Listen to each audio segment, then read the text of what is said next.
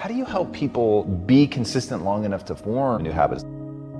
You have to use intrinsic and extrinsic motivation. So you have to start everybody off, well, why is it important for you to be able to develop these new beliefs?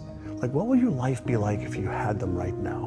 What would your family life be like? You have to give them a benefit that's greater than the switch cost. That's interesting. Right? So the switch cost is something that our brain resists. The only human that likes change is a wet baby. Every other human being is resistant to it because safety first and homeostasis and energy conservation. So we are biologically wired not to want to change. So we have to deliberately coax the brain into motivational reasons, emotional reasons. You have to have intrinsic reason, why must you do this? And so you can use pain as a frame as well. So if you don't, then are you okay with your life being like this at this age in 5 years, in 10 years, in 20 years? And if you're okay with that, then you're not a candidate for change. But if you're committed to letting go of the old so you can create the new, and you create motivations every day, that's where the power is. Remember earlier, progress, not perfection. So anybody can do 1 minute or 10 seconds. So if you can start to formulate a habit, a daily habit, a weekly habit, it doesn't matter how long it is.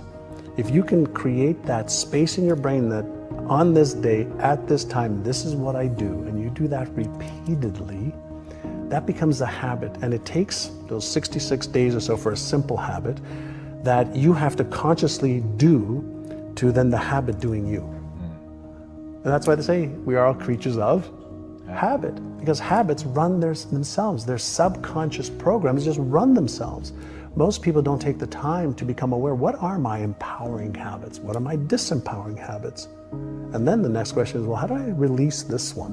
And how do I strengthen this one or create a whole new one? And what we're looking to do is build empowering habits that then run their course. I love that. All right, one thing I'd be remiss not to ask you about before we go are the 3 boards. So vision boards, accomplished boards, and the one I don't know about, the crap boards. So crap board. So vision board for seeing what you want. The accomplished board for reminding yourself that you've got a lot that you've accomplished, so you feel good. And the crap board. Do you actually put up images of things you've accomplished? Yeah.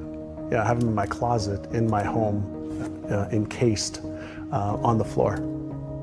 Like on the floor so that you don't look at them? So I look at them just because I sit down and put on my shoes. I want to look at them every day. Interesting. Yeah. On my, I have this ritual as well. I do something called brush and prime. So on my bathroom mirror, I have my goals that are on my mirror. So that as I'm brushing my teeth, I'm priming my brain to see my goals in front of me every morning and every night. I love that.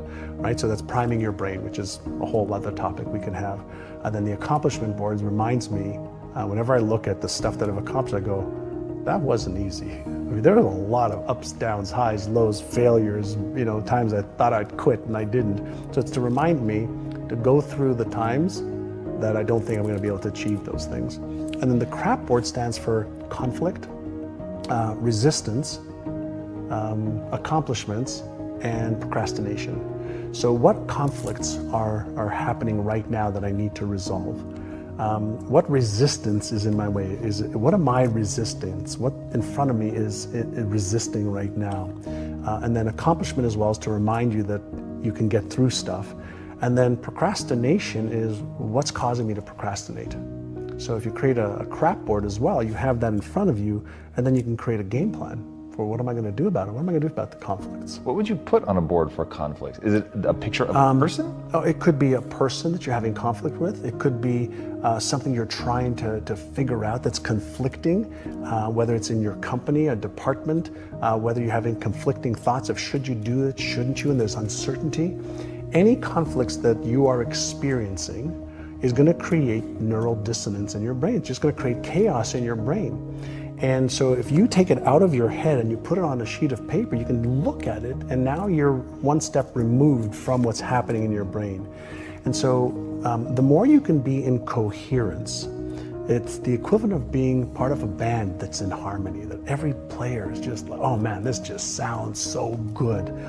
Well, the more you can be in coherence, the more you're going to be in flow, and the more you're going to take action. The more chaos there is in the brain, neural chaos, whether it's because of emotions, you're lacking something, there's conflict, there's resistance, the more you can get it out into the in front of you and open and say, well, what's causing this? The easier it is for that Einstein brain to say, okay, well, maybe I could do this, maybe I can do that, but I can also call a friend or a mentor or a coach, or I can research it. Makes total sense. Yeah.